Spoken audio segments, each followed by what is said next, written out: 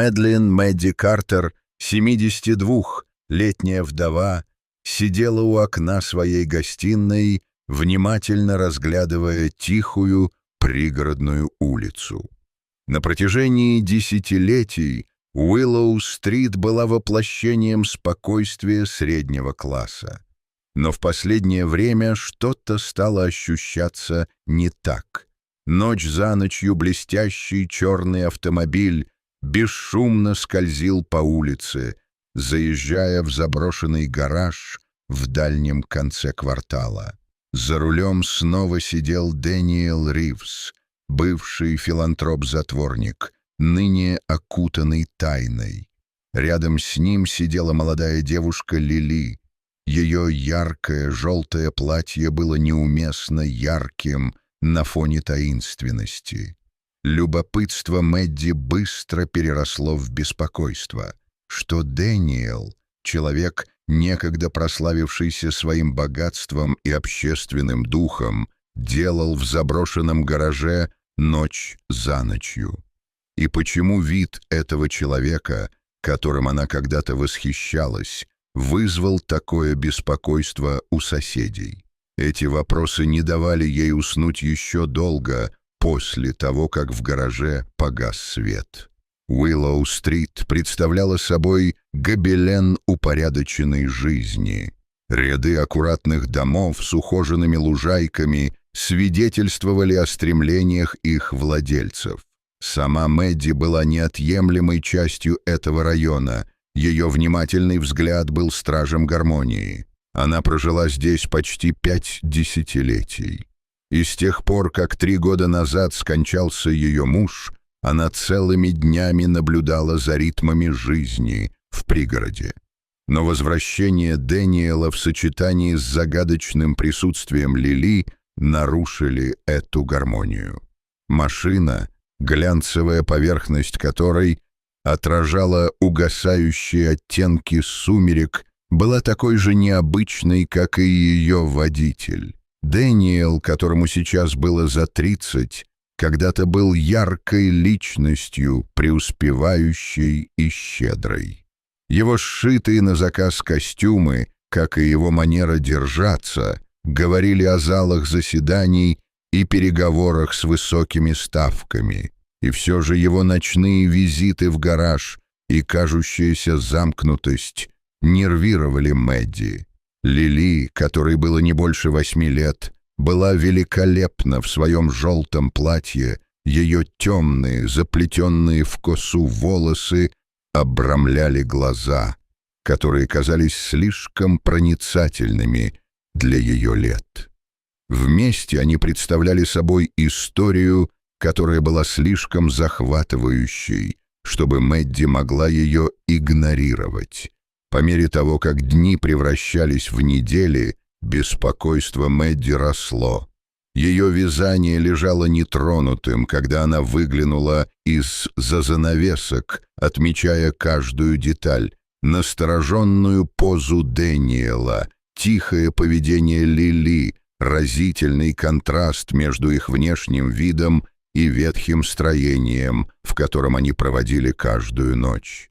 Приход осени окрасил Уиллоу-стрит в огненные тона, но эта сезонная красота мало чем могла отвлечь Мэдди. Она заметила, как плечи Дэниела поникли под тяжестью невидимой ноши, как платье Лили, когда-то бывшее ярким маяком, начало заметно изнашиваться. То, что раньше казалось диковинкой, теперь превратилось в головоломку, которую Мэдди отчаянно пыталась разгадать. Она пыталась вовлечь соседей, поначалу незаметно, за чаем с Мэри Дженкинс из соседнего дома или во время еженедельного книжного клуба в общественном центре. Мэдди затронула эту тему. «Вы в последнее время обращали внимание на Дэниела Ривза?» — спрашивала она непринужденным тоном. Ответы варьировались от озадаченного пожатия плечами до пренебрежительного смеха. Дэниел всегда был эксцентричным. Том, почтальон на пенсии, сказал: «Богатые люди часто так поступают». Другие предположили, что Лили может быть его родственницей или подопечной. Вероятно, он помогает ей по хозяйству. Лиза, молодая мать, предложила. Дэниел всегда был готов ответить взаимностью. Но вопросы Мэдди были встречены скептически, когда она продолжила настаивать. «Это просто странно. Вам не кажется?» — спросила она однажды вечером. В комнате стало неуютно тихо.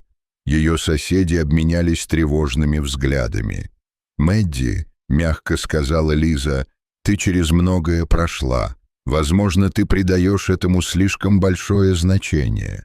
Подтекст задел Мэдди, но ее решимость только укрепилась. Увольнение соседки заставило ее почувствовать себя изолированной, но в глубине души она понимала, что что-то не так. Обычная кража со взломом.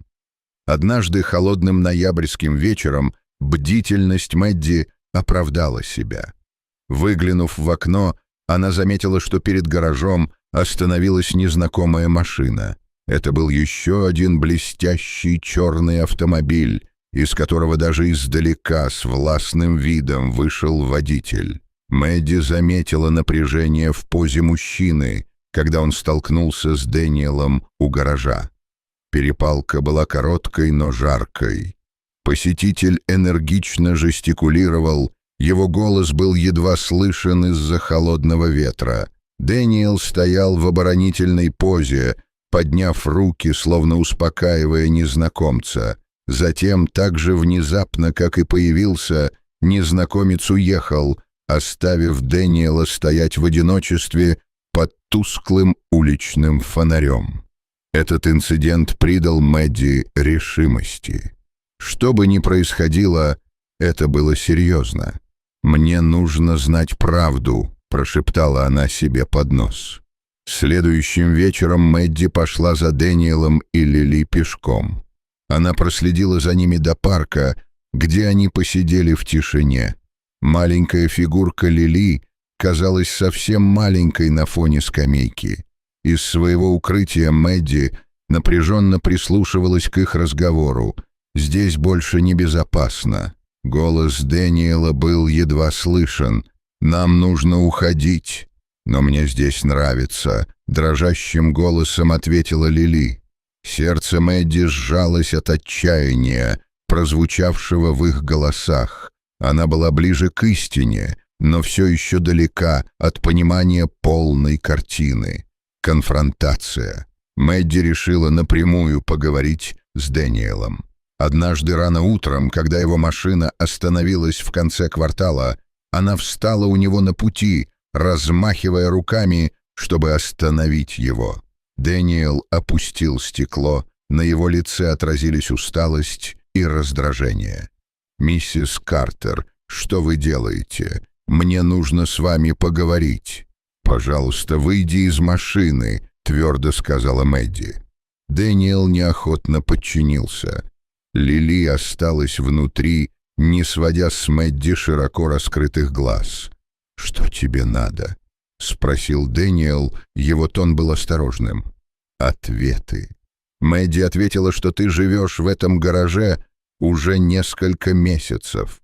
Девушка, она заслуживает лучшего. Лицо Дэниела сморщилось. Его защита рухнула под пристальным взглядом Мэдди. «Ты прав», — признал он, — «но это не то, что ты думаешь». В течение следующего часа Дэниел признался во всем.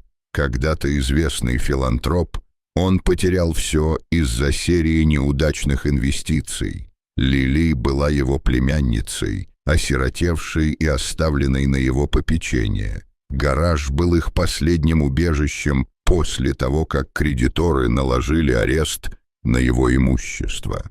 Сердце Мэтти разрывалось от его рассказа. «Почему вы не обратились за помощью?» — она спросила. Дэниел покачал головой.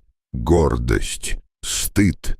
Я не хотела, чтобы кто-нибудь видел меня в таком состоянии. Новое начало».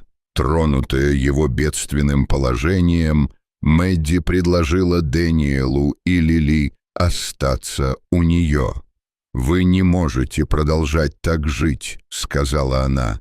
«Позвольте мне помочь вам». Дэниел неохотно согласился. В течение следующих нескольких недель тихий дом Мэдди превратился в рай для пары. Дэниел перебивался случайными заработками, постепенно налаживая свою жизнь, в то время как Лили процветала под присмотром Мэдди. Соседи, которые когда-то были настроены скептически, сплотились вокруг них, когда узнали правду. На пороге дома Мэдди появились пожертвования на одежду и еду, а Дэниелу начали поступать предложения о работе. Гараж, который когда-то был символом отчаяния, был снесен, а на его месте разбит общественный сад, ставший местом сбора соседей. Эпилог. Когда на Уиллоу-стрит наступила зима, Мэдди сидела у окна и наблюдала, как Дэниел и Лили украшают маленькую рождественскую елку, которую они вместе привезли домой. Ее сердце наполнилось чувством удовлетворения, которого она не испытывала уже много лет. Помогая Дэниелу и Лили, Мэдди обрела новую цель в жизни, и в ее лице они обрели не просто защитника, но и семью. Тайны Уиллоу-стрит были раскрыты, и на их месте вновь расцвели надежда и связь.